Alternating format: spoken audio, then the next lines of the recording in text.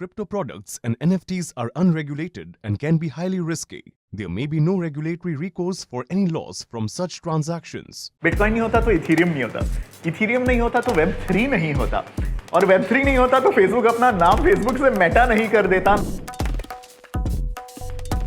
Battle tested network जिसको बोलते हैं, that is what is bitcoin. Bitcoin को मैंने एग्जांपल लिया डिजिटल गोल्ड, डिजिटल सोना as a store of value.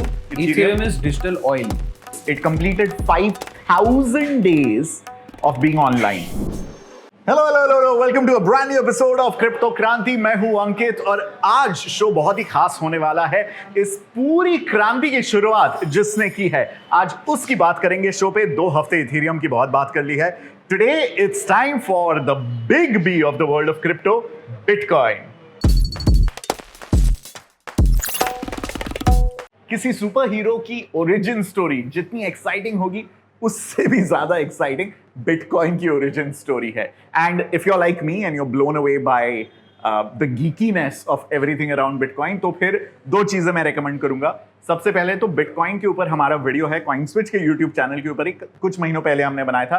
Check that out, उसका लिंक डिस्क्रिप्शन में भी मिलेगा। एंड ऑल्सो डिस्क्रिप्शन में आपको मिलेगा बिटकॉइन फाउंडेशन वेबसाइट का URL। If you really want to study bitcoin, आपको ढेरों रिसोर्सेस मिल जाएंगे। But coming to where we are today, I have come for a crypto coffee date with a guy जिसके साथ मैं काफी देर से I have been waiting to meet him. Finally Bandra आना पड़ा है, उनके घर के बिल्कुल नजदीक, at this lovely cafe called Smoor. मैं गर्मा गर्म कैपुचिनो पी रहा हूं और वो ठंडी ठंडी कोल्ड कॉफी पी रहे हैं। That is Parth Chaturvedi for you, ladies and gentleman. Thank you for having me Ankit. Parth has a very interesting and critical role here at CoinSwitch. He is also the person जो हमारे speed dial पे होते हैं, क्योंकि हम हमेशा फोन करते हैं पार्थ को और पूछते हैं, पार्थ यार थोड़ा ये समझाओ ना, ये एग्जैक्टली क्या हुआ और हमारी जिंदगी पे क्या असर पड़ेगा। Okay, so this date is only for bitcoin, it's not for you, don't feel so important. Okay, तो बिटकॉइन में बहुत उथल पुथल ऑब्वियसली हो रही है, लेकिन एक बहुत बड़ा माइलस्टोन बिटकॉइन ने 12 सितंबर को हासिल किया, which is it completed 5,000 days of being online और 13.69 years हो जाते हैं 5,000 दिन, और ये बहुत ही बड़ी एक माइलस्टोन है। लेकिन पिछले 13-14 सालों में उथल पुथल हुआ है बिटकॉइन के इतिहास में। But right now in 2022 Ethereum merge हो चुका है and everybody is focused on Ethereum. But the big daddy of the ecosystem is still BTC. So what's up with Bitcoin this year? So again, you mentioned it correctly. 5,000 days. This is an unmatchable number. Battle-tested network, जिसको बोलते हैं. That is what is Bitcoin, and that is what gives it its value. There are a lot of new players coming in. जैसे Solana comes in, network goes down almost on a monthly basis. कितने outages हैं Solana पे? तो वैसे even Ethereum जब वो आया था, उसका एक बहुत बड़ा हैक हुआ था। Ethereum को फिर you had to fork it into 2 parts. Ethereum Classic बना। But अभी जब ये China ban हुआ था, mining ban, that was a big event. मतलब 35% of mining just went offline in a week. तो एक sort of like magic ये algorithm work करता है। जैसे वो hashing power गिरती गई, उसका एक डिफिकल्टी बॉम्ब होता है विद इन द एल्गोरिथम, वो खुद को रीएडजस्ट कर लेता है। तो that made the network keep on running smoothly. So I was like astonished कि ये कैसे चल रहा है विदाउट एनीबडी। कोई CEO नहीं है, कोई सेंट्रल पार्टी नहीं है जो इसको नोटिस कर रही है, बट नेटवर्क खुद ही को अपने आप को एडजस्ट करके तो keeps on continuing. So at the very basic, like I want to clarify, bitcoin for me is a measure of time. Like every 10 minutes there will be a block added on the bitcoin blockchain, और उसमें कितना bitcoin release होगा वो मेरे को point जो है पहले से ही पता है। लाइक अभी के डेट में वो 6.25 bitcoin release. Bitcoin is a measure of time. ये काफी इंटरेस्टिंग स्टेटमेंट है, क्योंकि बैकग्राउंड क्या है? बिटकॉइन दुनिया की सबसे पहली क्रिप्टो, पहले कहा गया जो व्हाइट पेपर में सतोशी नाकामोटो ने लिखा है, पहले दावा ये था कि ये दुनिया की डिफॉल्ट इलेक्ट्रॉनिक कैश सिस्टम बनेगी। ये बिटकॉइन व्हाइट पेपर का हेडलाइन ही यही है, A new electronic cash system. फिर पिछले 13-14 सालों में दुनिया भर के लोगों ने, सरकारों ने, निवेशकों ने, पंडितों ने ये कहा कि देखिए, डिफॉल्ट डिजिटल करेंसी तो नहीं बन सकती, क्योंकि उसमें बहुत लिमिटेशंस हैं एंड बहुत सारी सरकारें इसको होने भी नहीं देंगी for their own legitimate reason, right? National security, traceability, accountability. Decentralise नहीं चलने वाला है, currency has to be centralise, issued by the government, sovereign authority and a federal reserve bank. तो जो ओरिजिनल प्रॉमिस है बिटकॉइन का 13 साल बाद वो तो नहीं है काम में। ओके, सो फिर क्या है काम बिटकॉइन का आज की दुनिया में? Bitcoin is a store of value. Like I think that is the argument जो बाकी इंस्टीट्यूशंस भी इसको जो इन्वेस्ट कर रहे हैं इसमें, that is how they are looking at bitcoin as a store of value. क्यों? क्योंकि मैंने आपको जैसे बोला टाइम वाला जो कॉन्सेप्ट है, अगर आप देखें यूएस डॉलर सप्लाई पिछले पैंडेमिक के शुरू से इट हैज़ डबल्ड। जो अभी तक जितने डॉलर्स प्रिंट हुए थे वर्सेस जितने डॉलर 2 साल में प्रिंट हुए हैं, वो number They same were just like you take money, everybody take money. And now we are all facing the consequences. A rising High inflation inflation. rates, it's all happening because of that. Versus Bitcoin में मेरे को पता है कि supply schedule fixed है हर, so basically 21 million bitcoin होंगे, ये सबको पता है, बट वो सप्लाई कैसे रिलीज होगी ये भी प्रोग्राम में ऑलरेडी जो है इनबिल्ट है। लाइक हर 210,000 ब्लॉक्स के बाद एक हाफिंग इवेंट होता है जिसमें जो नए बिटकॉइन रिलीज हो रहे होते हैं पर ब्लॉक वो हाफ हो जाता है। जो लगभग हर 4 साल में होता 4 साल में होता है, जो वेरी मतलब कोइंसिडेंस था कि पैंडेमिक के जस्ट बाद हुआ था। So after that we really saw bitcoin like the prices went exponential, मतलब 3,000 से it went to 69,000, 65, 69,000। So that is like a multifold return. तो लोग जो बोलते हैं कि इन्फ्लेशन हेज बिटकॉइन है कि नहीं, मेरा आर्गुमेंट है कि वो मॉनेटरी डिबेसमेंट का हेज है। आप 2-3 पॉइंट बहुत तगड़े बोल गए and we are going to pull you back on that because a lot of these are very heavy concept. सबसे पहले तो उन्होंने क्या कहा, bitcoin is a store of value. अब याद कीजिए, और आपके इन्वेस्टमेंट पोर्टफोलियो में स्टोर ऑफ वैल्यू क्या है? सोना। सोना कहाँ है? Gold is a store of value, but सोना has become the default store of value. किस लिए पार्थ? क्योंकि उसकी जो वैल्यू है वो एक समतोल बनाकर चलती है, उसमें इतना क्रेजी उतार चढ़ाव नहीं होता है। तो कोई कहेगा कि स्टोर ऑफ वैल्यू कैसे हो सकती है अगर बिटकॉइन की जो कीमत है वो किसी का ब्लड प्रेशर, जिसे का ईसीजी चार्ट होता है उसके तरह ऊपर नीचे जाते रहता है, तो स्टोर ऑफ वैल्यू कैसे बनाएंगे? मेरा पॉइंट इसमें ये है कि gold as an asset class has existed for centuries. मतलब इनफैक्ट आप अगर देखेंगे ब्रेटन वुड्स अग्रीमेंट जब हुआ था रिसेंटली, उससे पहले सारी जो करेंसीज होती थी वो भी गोल्ड में, लाइक गोल्ड उनकी बैकिंग देता था। वर्सेज बट बिटकॉइन में तो ये और भी ज्यादा, मतलब you know fixed supply schedule जो है 21 मिलियन ही होंगे। गोल्ड की अभी जैसे तांजानिया में कोई नई माइन मिल गई तो अचानक से सप्लाई बढ़ जाएगी। लोग कहते हैं कि अंडर वाटर रिजर्व्स निकलने वाले हैं गोल्ड के बहुत सारे, एस्ट्रॉइड पे माइनिंग हो सकती है गोल्ड की, बट ये सारी चीज़ें बिटकॉइन में कभी नहीं होंगी। तो इसीलिए again as the ultimate hedge or the ultimate store of value, Bitcoin is the asset class, and that is why people compare it to digital gold. Bitcoin के फायदों में एक और बहुत बड़ा फायदा जो हमेशा गिनाया गया है वो है कि bitcoin is a hedge against inflation. जब महंगाई बढ़ेगी तो चूंकि इसे कोई सरकार, कोई सेंट्रलाइज बैंक या कोई कंपनी, कोई सीईओ रेगुलेट या मॉनिटर नहीं कर रहा है, कम्युनिटी पूरी तरह से डिसेंट्रलाइज तरीके से इसको चला रही है। इसलिए जब इन्फ्लेशन बढ़ेगा यानी महंगाई दर बढ़ेगा तो बिटकॉइन उसके खिलाफ एक ब्रह्मास्त्र के रूप में लोगों ने बताया था। लेकिन हम देख रहे हैं पिछले लगभग 1 साल से कि बिल्कुल उसके विपरीत हो रहा है। जैसे अमेरिका में इन्फ्लेशन बढ़ रहा है और स्टॉक मार्केट गिर रहा है, बिटकॉइन भी उसी तरफ फिसलते जा रहा है। तो इसके ऊपर आप क्या कहेंगे कि it's suppose to be an hedge against inflation? So again, हम लोग जिस पर्टिकुलर टाइम फ्रेम में अभी एग्जिस्ट कर रहे हैं जो वो बहुत ही अनप्रेसिडेंटेड हैं इकोनॉमिक टर्म्स में भी। तो मैं आपको एक लिंक में भी एक शेयर करूंगा चार्ट। कल जो नंबर तो 1 हफ्ते पहले जो नंबर्स आए इन्फ्लेशन नंबर्स, गोल्ड बिटकॉइन सब लोग साथ में गिरे। मतलब ऐसा नहीं हुआ कि गोल्ड इन्फ्लेशनरी है इसके लगाई, क्योंकि बहुत सारा like there is a lot of hot liquidity in the market which has been chasing returns. वो लोग हटाना चाहते हैं मार्केट से। People want to stay in cash ताकि जब मार्केट और गिर जाए तब मैं और इन्वेस्ट करूंगा। इन्फ्लेशन वाला जो आपका पॉइंट है, तो again I want to like you know थोड़ा like stick my head out and say कि bitcoin is not a inflationary hedge, it is a hedge against monetary डिबेसमेंट।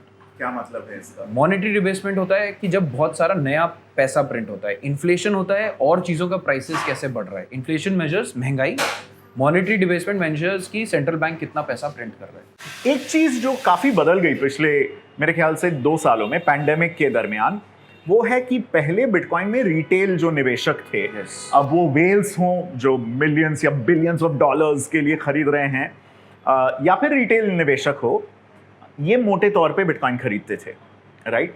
अभी सरकारें अपने फॉरेक्स के लिए खरीद रही है बिटकॉइन, कंपनियां खरीद रही है, दुनिया के सबसे पुराने फाइनेंशियल इंस्टीट्यूशंस, एसेट कंपनीज, ये सबके सब बिटकॉइन खरीद रहे हैं. Is this good for bitcoins future और इज दिस स्कैरी रिटेल निवेशक के तौर पे? कैसे देखेंगे आप इसको? I think it's a great development. और बिटकॉइन आपने सही बोला कि पहले it was a retail driven market और एन एसेट. और मेरा इससे पहले जो जॉब था which was at a institutional trading platform, तो मैं लिटरली बस यही करता था कि इंस्टीट्यूशंस जो हैं वो कैसे क्रिप्टो खरीद रहे हैं. तो वहाँ पे मतलब I can't take names but macro hedge funds जो हैं वो BTC एक्सपोजर ले रहे थे.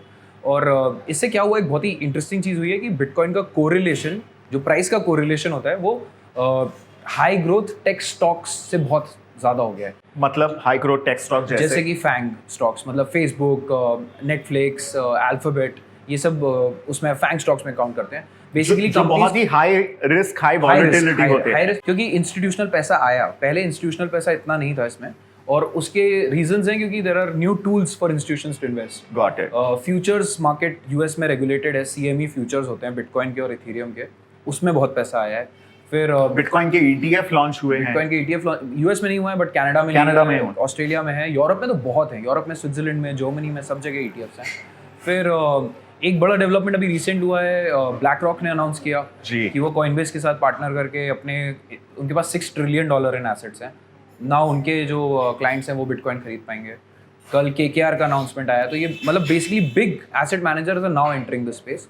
वो इसको वैसे ही देखेंगे जैसे कोई एक हाई ग्रोथ टेक स्टॉक को वो लोग वैल्यू करते हैं. तो इससे हमें रिटेल इन्वेस्टर को इस चीज से या इस डेवलपमेंट से ये दिलासा मिलता है कि दुनिया की तमाम फाइनेंशियल एस्टैब्लिशमेंट्स बिटकॉइन को देख रही है as a legitimate asset class. तो El Salvador is just the beginning. El Salvador जो देश है, बेसिकली और कंट्रीज जिनकी करेंसीज वीक हैं या जिनकी करेंसीज डॉलर पे डिपेंड हाइपर इन्फ्लेटेड हैं, उनके लिए एक बहुत अच्छा सोर्स है to like anchor their currencies और देयर इकोनॉमीज. बिटकॉइन से जुड़ा हुआ मेरा एक ये सवाल है, क्योंकि ये OG है, this is the Bhishma Pitamah of cryptos, right? क्योंकि अगर बिटकॉइन नहीं होता तो ब्लॉकचेन का मेन स्ट्रीमिफिकेशन नहीं होता, बिटकॉइन नहीं होता तो इथेरियम नहीं होता, इथेरियम नहीं होता तो Web3 नहीं होता, और Web3 नहीं होता तो फेसबुक अपना नाम फेसबुक से मेटा नहीं कर देता, ना ऑक्यूलस होता, ना स्टारबक्स अपना ओडिसी बना रहा होता, ना पॉलीगॉन होता. मतलब दुनिया ही अलग होती ना पिछले 8-10 सालों में.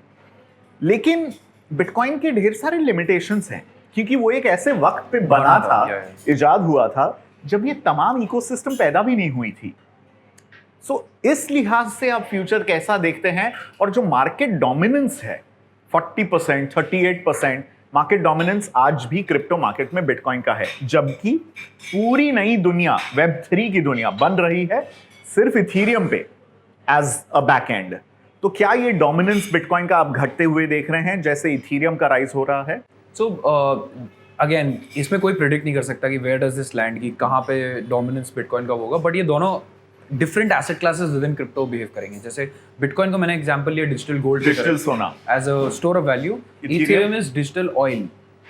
वो एक तरीके से बेसिकली क्रिप्टो इकोनॉमी को रन करने के लिए आपको इथेरियम चाहिए. कोई भी आप स्मार्ट कॉन्ट्रैक्ट जो इथेरियम पे बेस्ड होते हैं, इथेरियम फ्री, तो जो भी आप अगर कोई स्मार्ट कॉन्ट्रैक्ट एग्जीक्यूट करते हैं उसके लिए आपको ईथ चाहिए होता है. तो बेसिकली अगर मैं कोई भी ट्रांजैक्शन करूंगा Web3 में तो मेरे को ईथ बर्न करना पड़ेगा, and that makes it like a good parallels की वो डिजिटल ऑयल है. बट आपका वो पॉइंट जो है कि बिटकॉइन का फिर और यूज केसेस क्या हैं, बिटकॉइन का ऊपर भी कुछ लेयर 2 सॉल्यूशंस बन रहे हैं जो कि बहुत ही इंटरेस्टिंग है. लाइटनिंग करके एक नेटवर्क है, स्ट्राइक पास उसका जो स्टार्टअप है इट यूजेस दैट. और इनफैक्ट बहुत बड़े बड़े माइंड्स इस स्पेस के, जैसे जैक डॉर्सी जो ट्विटर के फाउंडर हैं, उन्होंने सब कुछ छोड़ छाड़ के अब bitcoin Web5 which is going to be based on like Bitcoin. So he's going to focus on Bitcoin as the network and build on top of that. तो हो सकता है अभी हम लोग we are too early in that stage. We'll see like क्योंकि network अपने आप से इतना स्ट्रांग है, उसके ऊपर क्या बिल्ड होगा we can't even imagine कि क्या होने वाला है.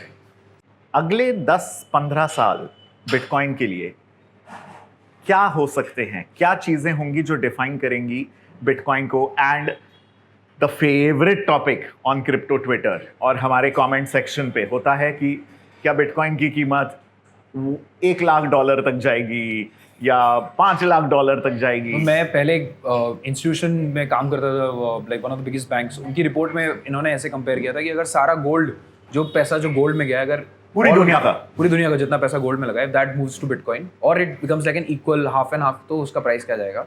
उसका प्रेडिक्शन अराउंड लाइक $500,000 के अराउंड, $5,00,000 के करीब।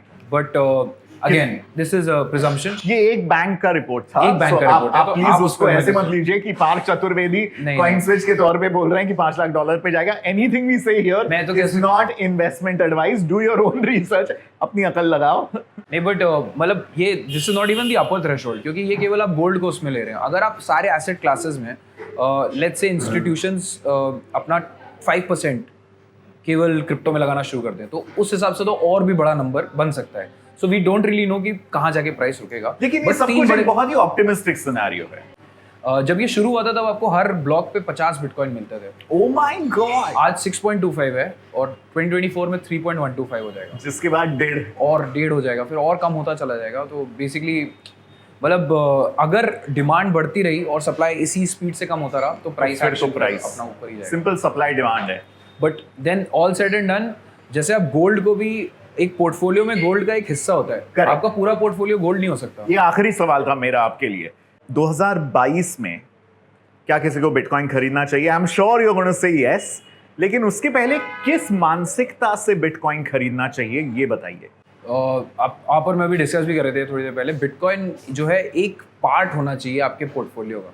आपका ये नहीं हो सकता कि आपके पूरे पोर्टफोलियो में बस क्रिप्टो है, जिंदगी में कुछ इन्वेस्ट नहीं किया और सबसे पहले बिटकॉइन खरीद लिया। ये मतलब ये काफी गलत तरीका है इसको अप्रोच करने का, क्योंकि आप ट्रू एसेंस ऑफ बिटकॉइन और ट्रू वैल्यू ऑफ बिटकॉइन तभी समझेंगे जब आप और एसेट क्लासेस में इन्वेस्ट करेंगे। तो गोल्ड का सबसे इजी एग्जांपल होता है। सारे लाइक जो एसेट मैनेजर्स होते हैं वो बोलते हैं कि आपका 5 से 10% आपको गोल्ड में रखना चाहिए, क्योंकि वो जब बाकी सारे एसेट क्लासेस गिरने लगेंगे तब गोल्ड स्टेबल रहेगा। सिमिलरली मैं नहीं कह रहा हूँ, फिडेलिटी ने कहा है, बहुत बड़े बड़े इन्वेस्टर्स हैं, पॉल ट्यूडर जोन्स, स्टैनली ड्रंकनमेलर, इन सब ने मतलब अपना नेक निकाल के बोला है कि 2 to 5% of your portfolio should be in bitcoin. Okay, but again this is not financial advice. आप अपना खुद रिसर्च करिए, आपकी खुद की क्या रिस्क प्रोफाइल है। अगर आप लाइक लेट्स से आपको बहुत पैसा इमीडिएटली चाहिए तो कैश, काफ़ी सारा कैश रखिए। मैं तो कहूँगा करंट सिनेरियो में तो काफ़ी कैश बिल्डअप रखिए, क्योंकि सारे एसेट प्राइसेस नीचे जाते हैं तो it's a good time to buy them. बस जाते जाते मैं ये पॉइंट बोलना चाहता हूँ, जब मैं बोल रहा था कि डिमांड का वी हैव नो आइडिया कि कैसे वॉल ऑफ डिमांड आने वाली है। करंटली लेस देन 20 करोड़ लोगों के पास लाइक बिटकॉइन के वॉलेट्स हैं पूरी दुनिया में, और दुनिया की population like around like 800 crore लोग हैं। तो मतलब लाइक अगर इनमें से लेट्स से आधे भी लोग जैसे गोल्ड ओन करते हैं वैसे बिटकॉइन ओन करने लगे तो बहुत एक मेजर डिमांड जो है आ सकती है। एक दो एडवांटेजेस बिटकॉइन के ओवर गोल्ड है, it's so easy to buy, it is so easy to transfer, it is so easy to hold. और लाइक यूज केस अगर आप ज्वेलरी का डालते हैं तो गोल्ड के ऐसे कोई ज़्यादा यूज केस नहीं है, versus bitcoin which can be used in the digital economy. आप लोन दे सकते हो बिटकॉइन, उस पर आपको पैसा मिल सकता है। तो I think we are still very early. वो बोलते रहते हैं बार बार कि we are all very early in this entire movement, और होपफुली क्रिप्टो क्रांति आएगी। That's a lovely note to end this episode with. Please CoinSwitch Kuber के YouTube channel को सब्सक्राइब कीजिएगा। Thanks so much for watching. Thanks so much, Parth, for your time. Thank you. आपकी cold coffee ठंडी हो गई है। See you soon.